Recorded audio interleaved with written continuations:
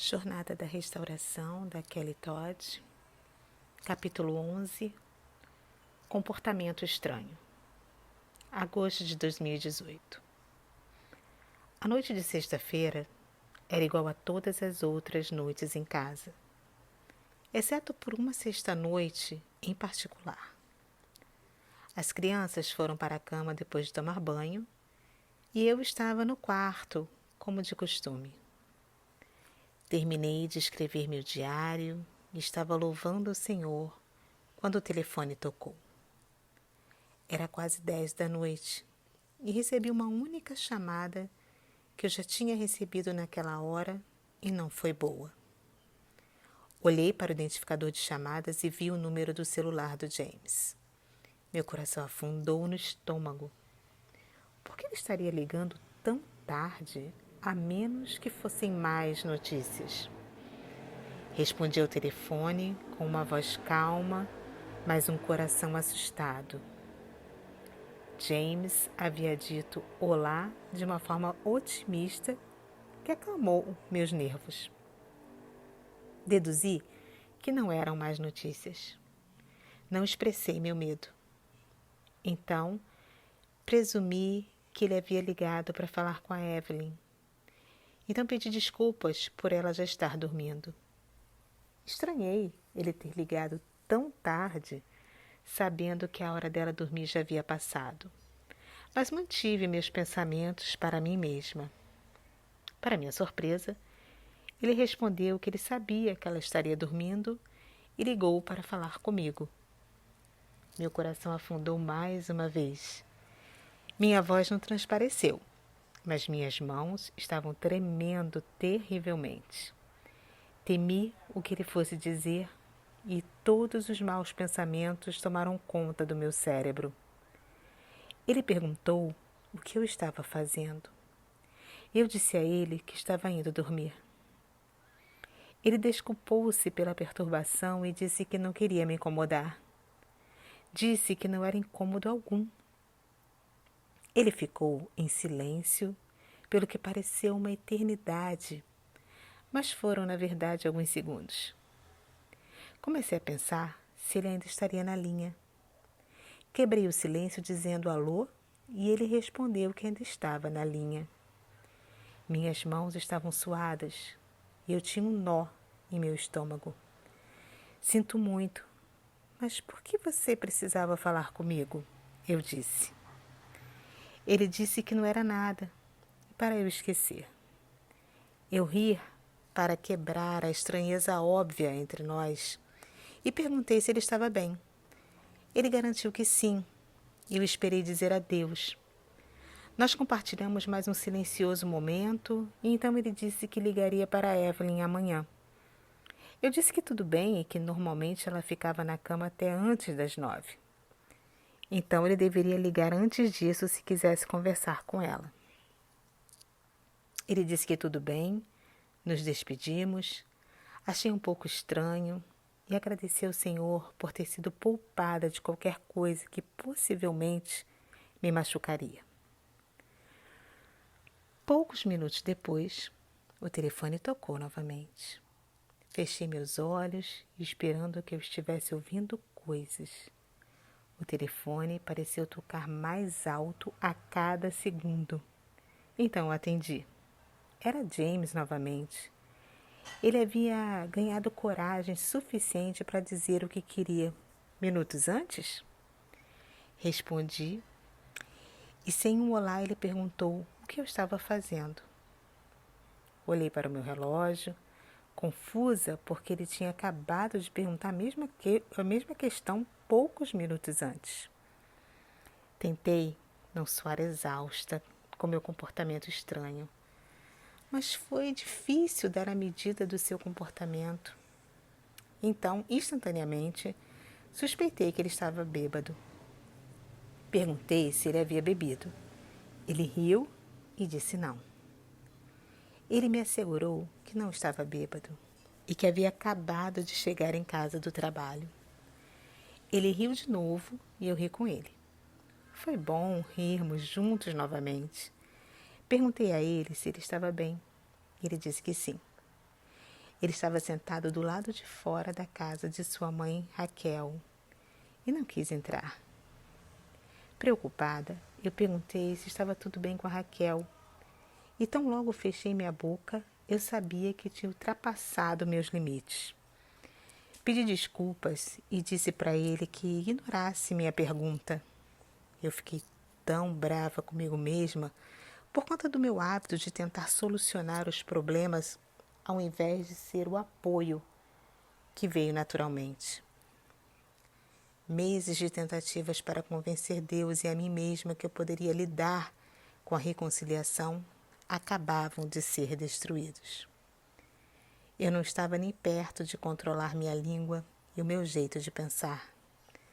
Tive medo de mim mesma porque atravessei os limites tão naturalmente. Eu nem pensei a respeito.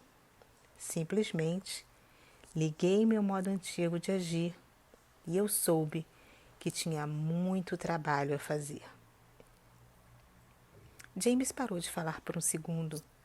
Também parecia perdido pelo que tinha acabado de transparecer, ou estava pensando em uma resposta, como se não fosse da minha conta.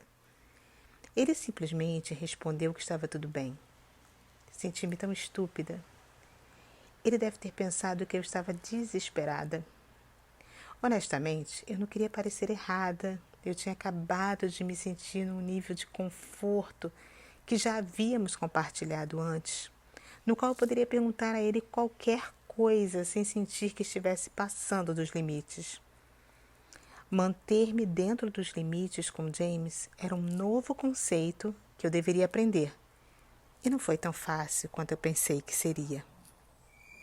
Desculpei-me e disse adeus antes que eu pudesse causar mais danos. Ele riu e disse para eu não fugir dele. Eu não ri, porque eu estava mais confusa do que nunca.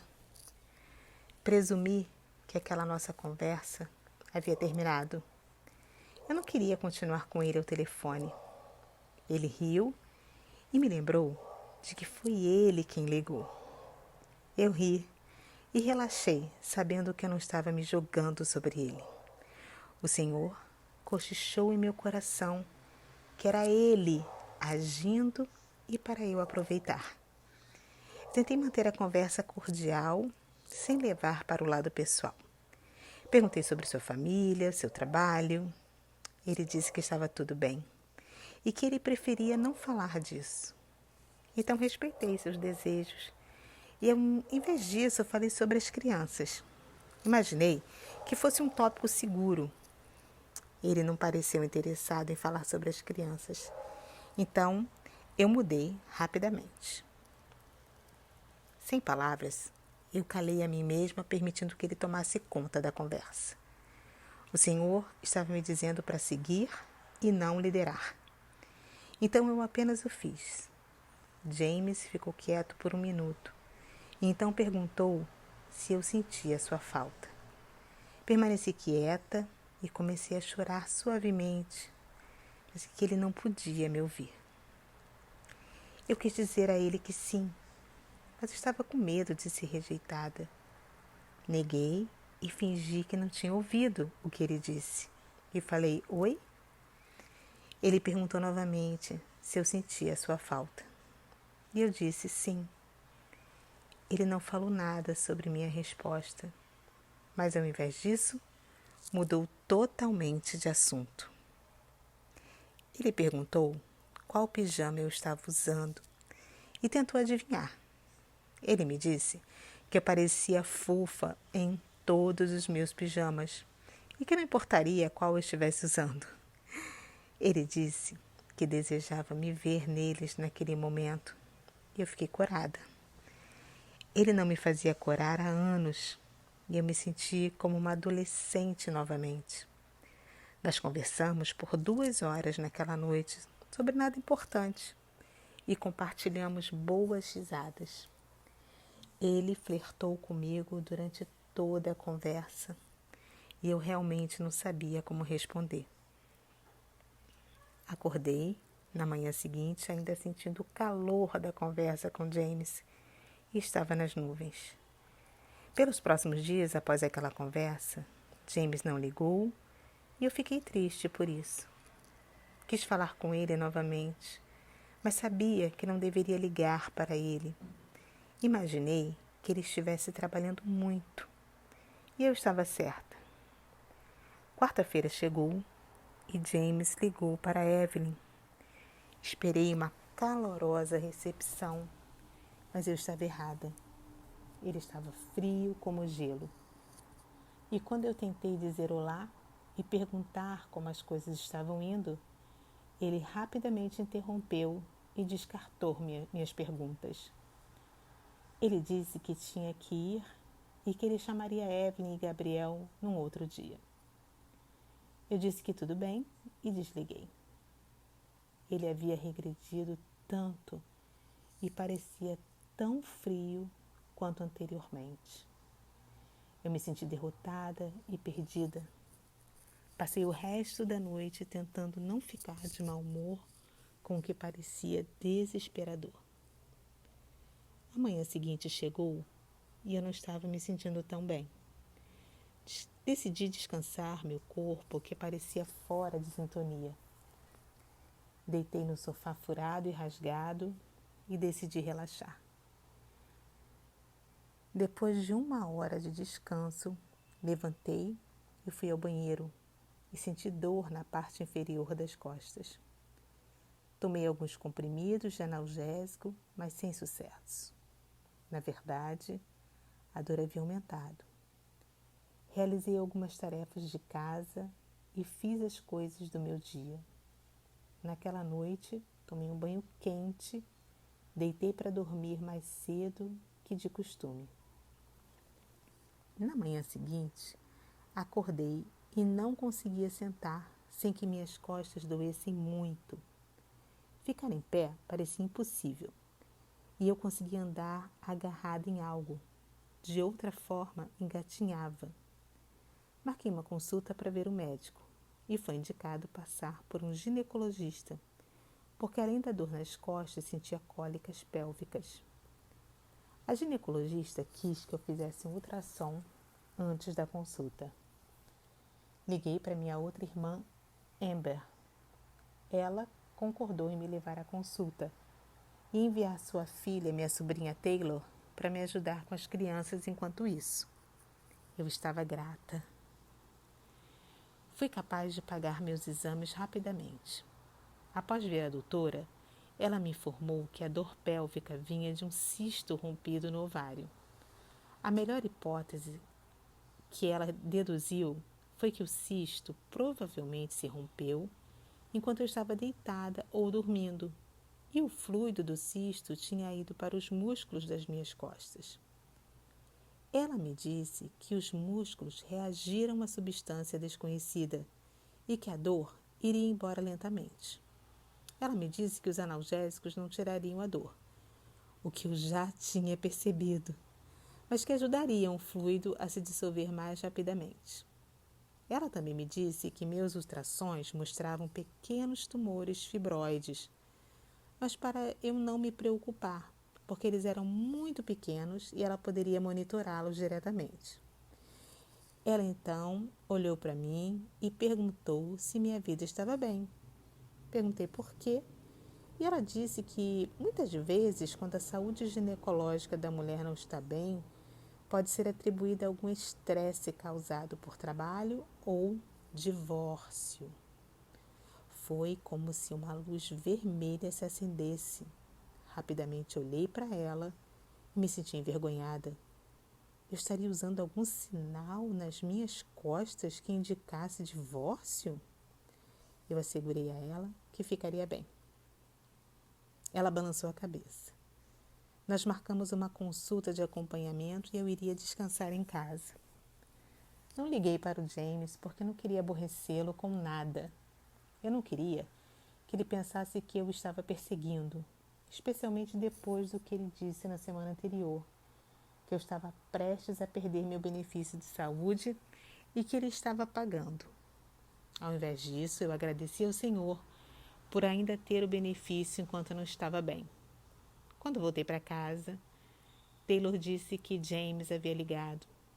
Ela não estava a par da situação entre James e eu. Ela era muito próxima ao James, então eu decidi não contar a ela nenhum detalhe até o momento certo.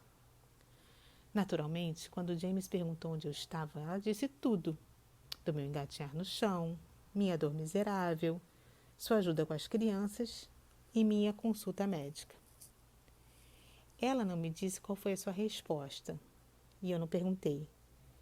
Eu a agradeci por ser uma boa sobrinha para mim e ela foi embora. James ligou algumas horas depois e eu estava relutante em atender o telefone. Atendi e ele genuinamente pareceu preocupado comigo.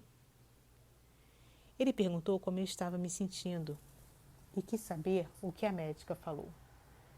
Expliquei tudo o que a médica disse, menos a causa relacionada ao estresse. Quando eu mencionei tumor fibroide, ele entrou em pânico e perguntou o que significava. Eu o assegurei de que não era câncer e nada para que se preocupasse, mas ele não se convenceu.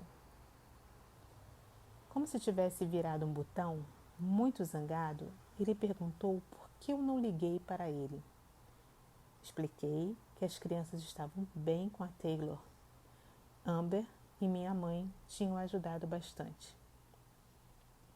Ele comentou que a ajuda delas foi boa, mas ele era o pai deles e poderia ter tido a oportunidade de cuidar deles antes de eu ter chamado outra pessoa.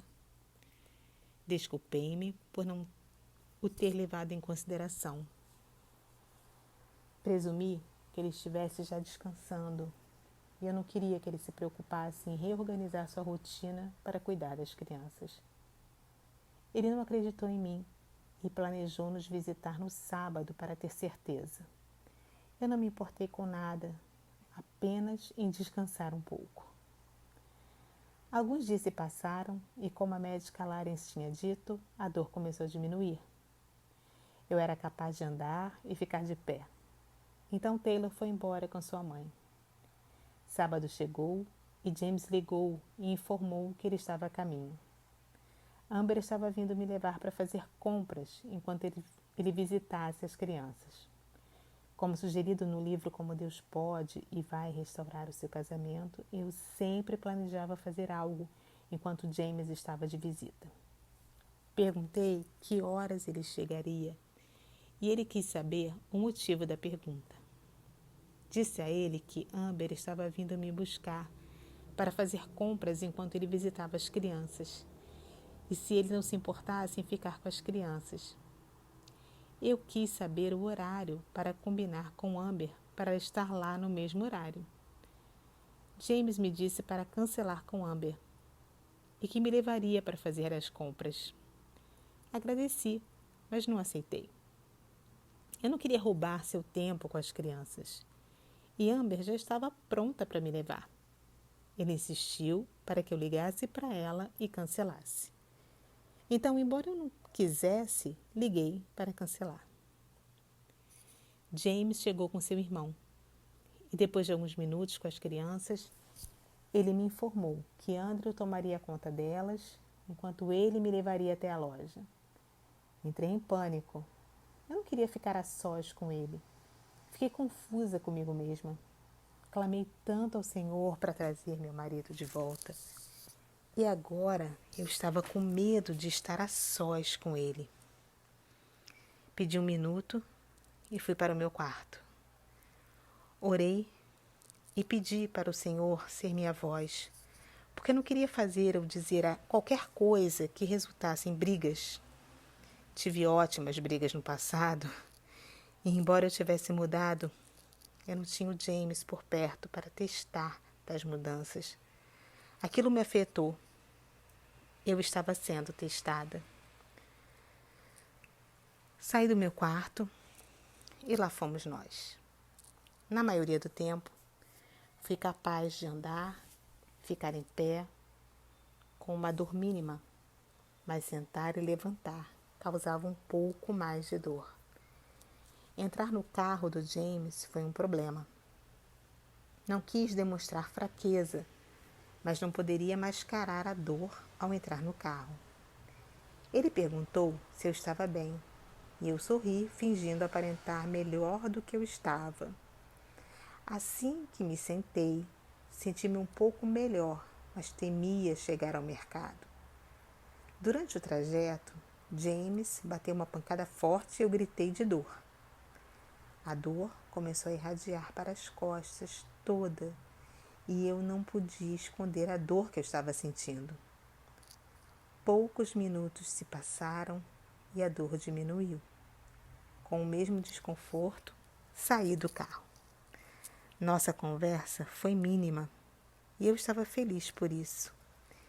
Imaginei que se eu não abrisse minha boca, eu não teria que me preocupar em dizer alguma besteira. Ele me ajudou com minha lista, a qual eu tinha refeito quando ele me disse que me levaria ao invés de Amber. Mantive o básico da lista para que pudéssemos voltar mais rápido para as crianças. No caminho de volta, ele perguntou se eu me importaria em passar no banco. Eu disse que não. Enquanto ele saiu, mudei a estação de rádio para uma estação cristã, porque eu não aguentava mais ouvir outras estações. Antes que eu percebesse, ele tinha entrado no carro e mudei rapidamente para a estação de rádio que estava antes. Eu não fui rápido o suficiente porque ele notou e pediu para eu voltar para a estação que eu estava ouvindo. Eu disse para ele não se importar com isso. Ele me disse para parar de agir como uma criança e ouvir o que eu quisesse. Então eu mudei. Ele ouviu a música e deu risada. Disse-me que eu era uma piada. Ele deixou claro que não acreditou nem por um segundo que aquela era a música que eu tinha escolhido ouvir.